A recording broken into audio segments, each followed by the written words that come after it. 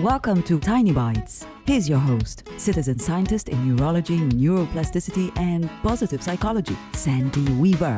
What do you love? I love stars, sand on my toes, silliness from my dogs, pumping tunes when I'm rolling down the road, and the toy that grows out of the top of my head, my hair. I love my independent streak, my pretty, fun-to-drive car, clouds, and the sound of moving water. What do you love? Make a list of the things you love, and beside each item, rate it for how often you focus on and enjoy that item. Give it a 1 if it's not very often, and a 5 if it's something you experience and enjoy daily. Now, for the next week, keep your list handy and see if you can create more 4s and 5s from the things that might only be 1s and 2s right now. When you focus on what you love, you create more contentment in your day. And when you have more contentment in your day, you open the door to more happiness and success, just by focusing on what you love.